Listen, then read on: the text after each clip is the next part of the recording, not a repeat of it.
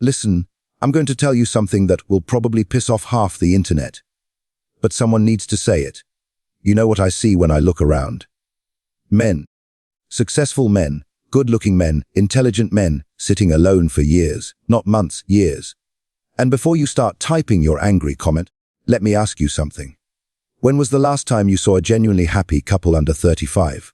I mean genuinely happy, not Instagram happy. Take your time. I'll wait. You can't remember, can you? And there's a reason for that. We've created a world where being alone has become the rational choice for most men. Not the desired choice, the rational one. It's like choosing to walk instead of getting into a car that has a 70% chance of crashing. You understand what I'm saying? The math just doesn't work anymore. Let me paint you a picture. Imagine you're at a casino and there's this special table. To sit down, you need to bet your entire life savings, your emotional stability, half your future earnings, and your mental health. The dealer tells you that historically 70% of players lose everything. The 30% who win, half of them say the prize wasn't worth it. Would you sit at that table? Of course not. But that's exactly what modern relationships have become for men. And then we wonder why they're choosing to stay home. I had this conversation with my cousin last week. He's 34, makes good money, works out, dresses well, the whole package. He tells me I haven't been on a date in 3 years. 3 years. I ask him why. You know what he says? Every time I open those dating apps, I feel like I'm applying for a job I'm not qualified for. CEO position requires minimum height 6'2" in, salary in the top 5%. Must own property in 3 countries. Speak 4 languages. Have the humor of a comedian, the body of an athlete, and the emotional availability of a therapist. Previous experience as a mind reader preferred. And here's the thing that nobody wants to admit. Women have priced themselves out of the market. It's like watching someone list their 1995 Honda Civic for the price of a Ferrari because they installed new seat covers. You see, yes. They've confused their value with their demands. And when nobody's buying, instead of adjusting the price, they blame the customers for being cheap. I remember being 22, meeting this girl at a coffee shop. She worked retail, lived with 3 roommates, had maybe 200 in her bank account, but her dating requirements. The man needed his own house, a luxury car, regular vacations abroad, and enough free time to entertain her constantly. I asked her, "What do you bring to match all that?" She looked at me like I asked her to solve quantum physics. "I'm the prize," she said. "The prize for what?" Participating. And this wasn't some isolated incident. This is the mentality I see everywhere now. Women who can't cook demanding personal chefs. Women who don't exercise demanding athletes. Women with massive debt demanding millionaires. The delusion is so widespread, it's become normalized. You know what happens when you set up a game where only one side can win? People stop playing. It's that simple. Men aren't stupid. We can do cost-benefit analysis. We see our friends getting divorced, losing their kids, paying alimony to women who despise them. We see good men being mocked online for not being good enough. We see the videos, you know which ones, where women laugh about using men for free dinners, calling it foodie calls. They have WhatsApp groups, where they share strategies on how to extract maximum resources with minimum investment. And then these same women wonder where all the good men went. They went home. They're playing video games, working on their careers, hanging with their boys. At least their effort equals reward. But let me tell you the real poison in all of this. It's not just the unrealistic standards. It's the complete devaluation of what men actually offer. A man today can work 60 hours a week, pay all the bills, fix everything that breaks, be emotionally supportive, remember every anniversary, plan romantic dates. And what does he hear? That's the bare minimum. The bare minimum. My grandfather supported a family of 5 on 1 salary. And my grandmother treated him like a king for it. She would iron his shirts with pride. Cook his favorite meals, respect his decisions. Now, you need to be a millionaire to get a thank you. And even then, it comes with conditions. Here's an exercise I want you to try. Open any social media platform and search for men are trash. Count the posts, millions. Now, search for women are trash. See the difference. One is celebrated with likes and shares and Yos Queen comments. The other is banned, deleted, called misogyny. We've normalized the complete disrespect of an entire gender, and then act surprised when that gender opts out of participating. It's like spitting in someone's face daily, and then wondering why they don't want to have lunch with you. I coached this guy recently, 28 years old, software developer, good kid, shy but genuine, makes 80 Zullos in a year, which is solid money for his age. He tells me about his last date. He picked her up, paid for dinner at a nice restaurant she chose, tried to have a conversation. She spent the entire time on her phone posting stories about the food, tagging the restaurant, never once tagging him or even acknowledging he existed in her posts, like he was just the Uber driver who happened to pay. At the end, she says, "This was boring," and leaves. Doesn't even say thank you. He spent $150 to be someone's content creation assistant. You understand why men are giving up, but wait, it gets better.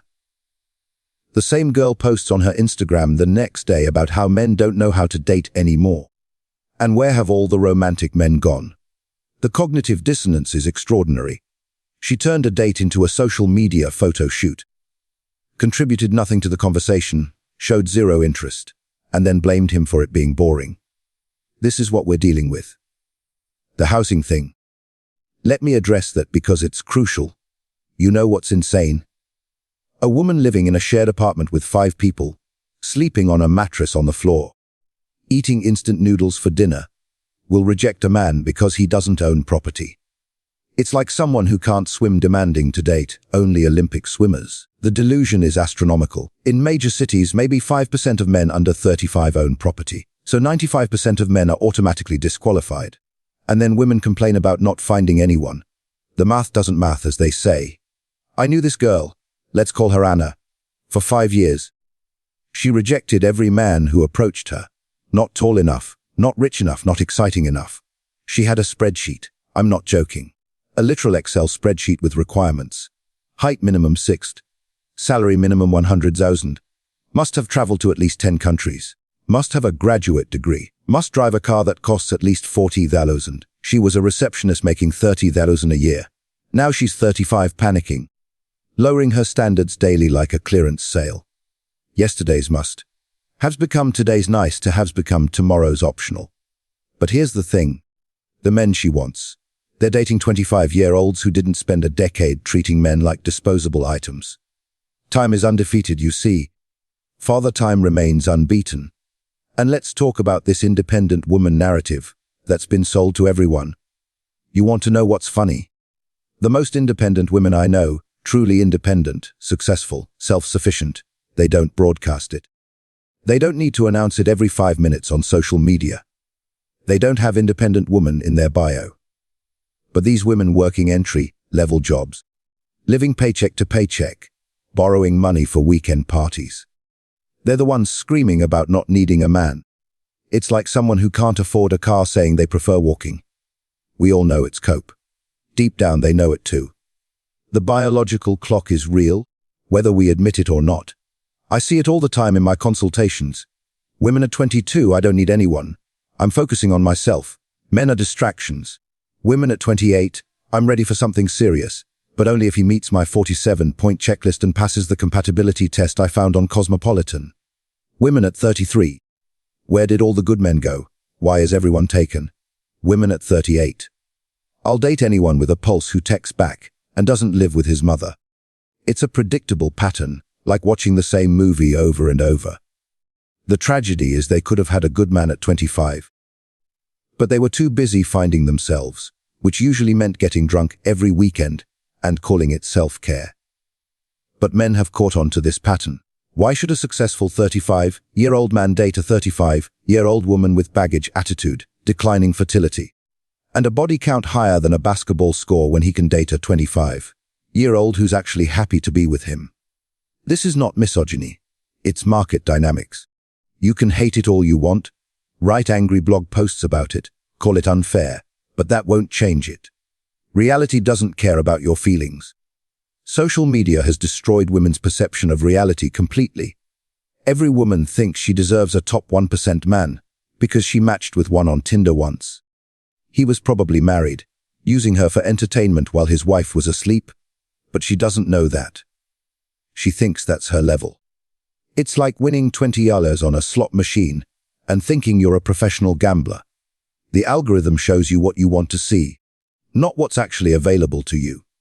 You want to know the saddest part. Most men aren't asking for much. You know what the average guy wants? Someone who's pleasant to be around. Doesn't start drama every week.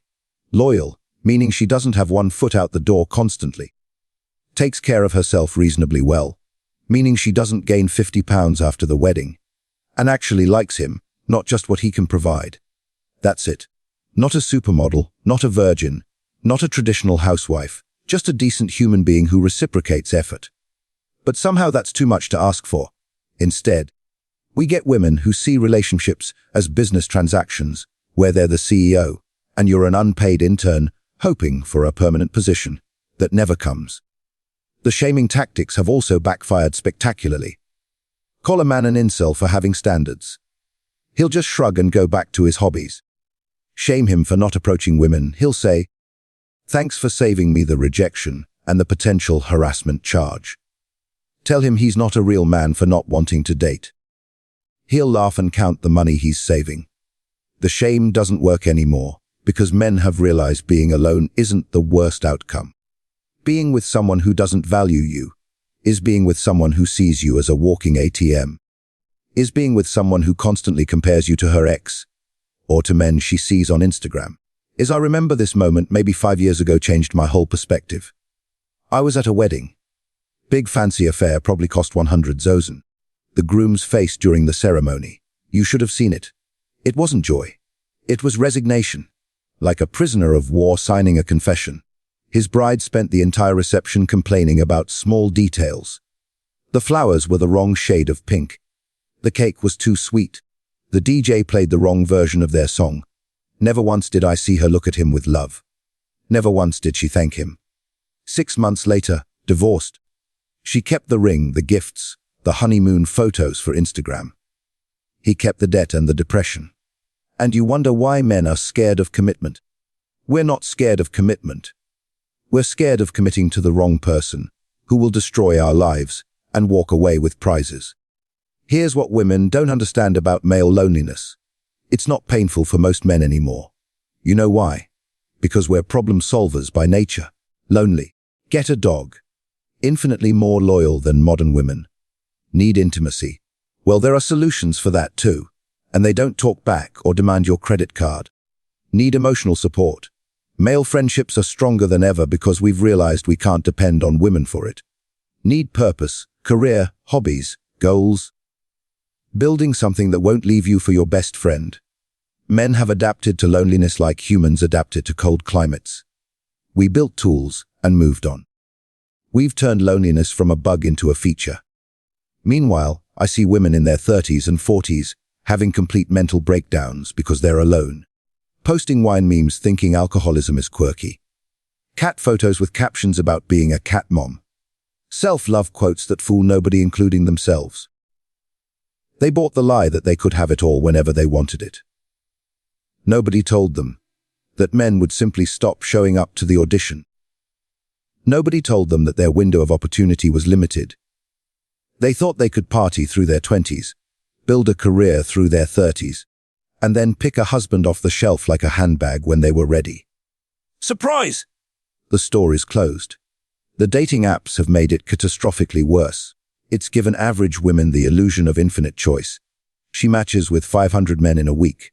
Feels like Cleopatra. What she doesn't realize is those men swiped right on everyone without even looking. It's a numbers game for men. She's not special. She's just present. But that validation becomes addictive. Why settle for one man when hundreds are messaging you? Except those hundreds don't want her either. They want sex. Maybe, but not her. Not a relationship, not commitment, not love. Just a quick release and goodbye. I tell young men now, forget the apps entirely. It's a rigged game. Would you play poker if the dealer got to see your cards, but you couldn't see theirs? That's what dating apps are for average men. You're competing against men who don't exist. Photoshopped abs, rented cars, borrowed watches, fake vacation photos, and even if you win, what did you win?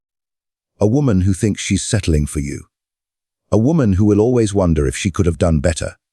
That's not a prize. That's a prison sentence. The traditional paths to meeting someone are also completely destroyed. Approach at work, HR complaint. Possibly lose your job. Approach at the gym. You're a creep. They'll post your photo online. Approach at a bar. You're a predator. She's just there to dance with her girls. Approach on the street. Harassment might get the police called. Approach online. You're one of hundreds in her DMs, but also simultaneously, why don't men approach anymore? Where did all the confident men go? It's like making every door a fire exit with alarms, and then wondering why nobody comes inside. Let me tell you about investment. Something men understand intrinsically well.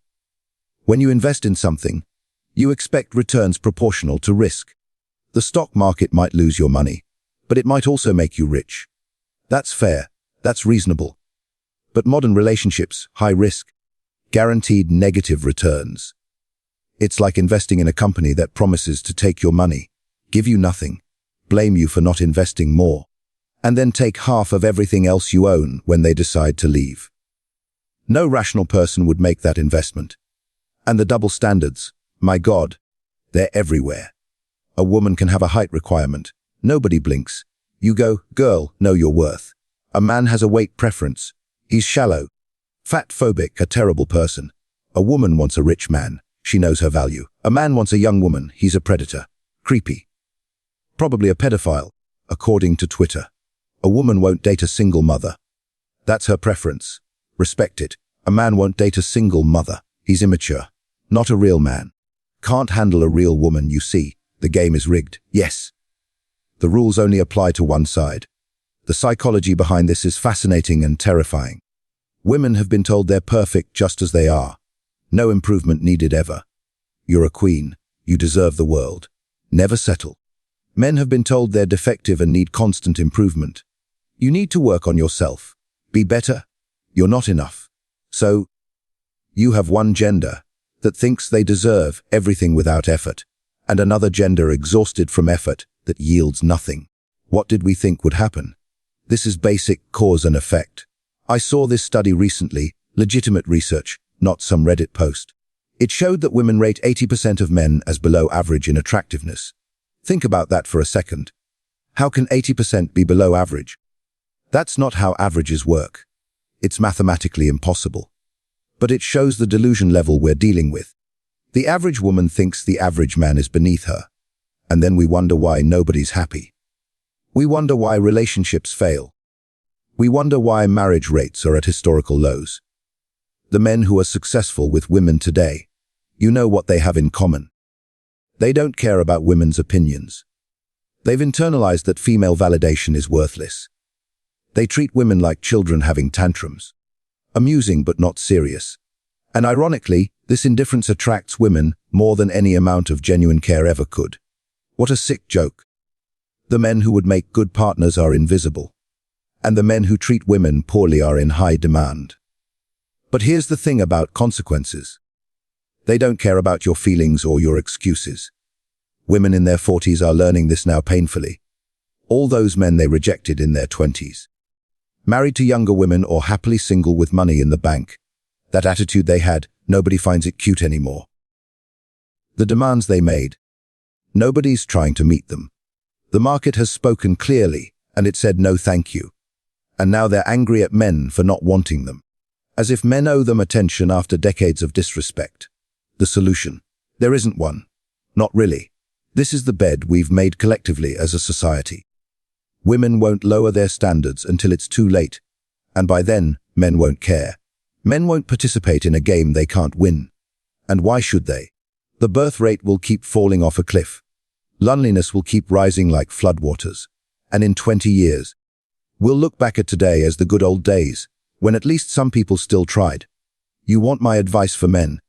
Focus entirely on yourself. Build your wealth, health and happiness.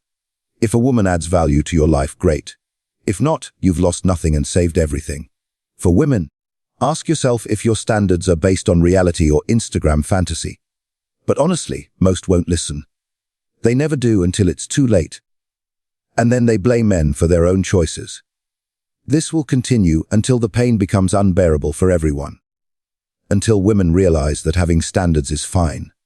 But having delusional standards is self-sabotage. Until men realize that some women are worth the effort. Just not most. Until society admits that maybe, just maybe, the old ways weren't all oppression and patriarchy. Maybe some of it actually worked.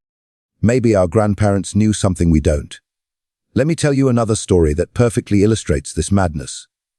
Last month, I'm at a bar with some friends. There's this group of women next to us, probably late 20s, early 30s. They're loud. We can hear everything. One of them is complaining that she can't find a decent man. Her friends are agreeing. Men are trash. They don't commit. They're all players. Then one of them opens Tinder to show the others. She has literally thousands of matches. Thousands. She's swiping left on everyone. Too short, too ugly. Looks poor, probably boring. Definitely has a small dick. Ew, why would he think he has a chance? These are actual quotes. I'm not making this up. Then she complains again about being single. The cognitive dissonance could power a small city. You know what I've noticed? The women who complain the most about male inadequacy are usually the ones bringing the least to the table. It's projection at its finest. They're working minimum wage but want a CEO. They can't cook but want a chef. They're out of shape but want an athlete. They have mental health issues but want a therapist boyfriend. They bring drama but want peace. They bring debt but want wealth. They bring baggage but want a fresh start. And when you point this out, you're a misogynist who can't handle strong women. No, I can handle strong women fine. What I can't handle is delusional women who think watching Netflix is a personality trait. The worst part is how this affects younger men.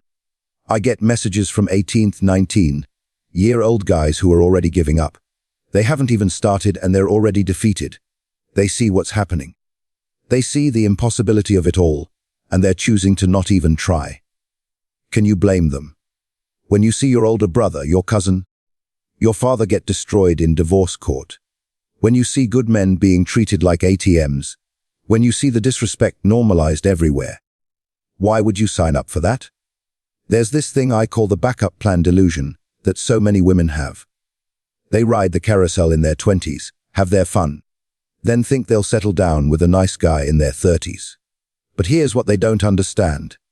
That nice guy they rejected at 23. He's not waiting for them.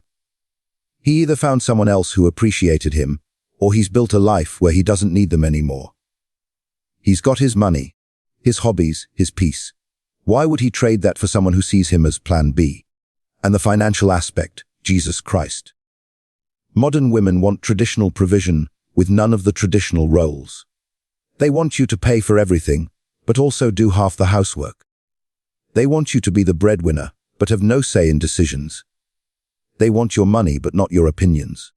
It's like hiring someone as CEO, but telling them they can't make any decisions. Who would accept that job? I'll never forget this consultation I had. Guy comes to me, successful entrepreneur, early 40s. His girlfriend of 2 years just left him. You know why? He suggested they split a vacation 50-50 since she makes good money too. She flipped out. Called him cheap, said a real man pays for everything. This woman makes the 90,000 a year. She drives a BMW. But suggesting she contributes financially made him not a real man. This is the insanity we're dealing with. The social programming runs so deep that even men who see through it still struggle. We're biologically wired to want to protect and provide. But protect and provide for what? For someone who posts on TikTok about how men are useless. For someone who has a roster of backups on her phone. For someone who sees you as an accessory to her lifestyle. The juice isn't worth the squeeze anymore. And men are finally realizing it. You know what? Nobody talks about the peace that comes with male solitude. No drama, no arguments, no emotional roller coasters. You come home and it's quiet. Your money is yours. Your time is yours. Your decisions are yours. You want to buy a motorcycle? Buy it. Want to invest in crypto? Do it. Want to spend the weekend playing video games? Nobody's complaining. This isn't loneliness. It's freedom. So yeah. Men are staying single for years and women are to blame. Not all women, but enough women that it's changed the entire game. And until women collectively admit this, nothing will change. Men have already adapted. We're fine being alone. The question is, are you? because from where I'm standing, it looks like you're not handling it well at all. And every year that passes, every birthday that goes by, your options shrink while ours expand. That's not revenge. That's just reality. And reality, as they say, is undefeated.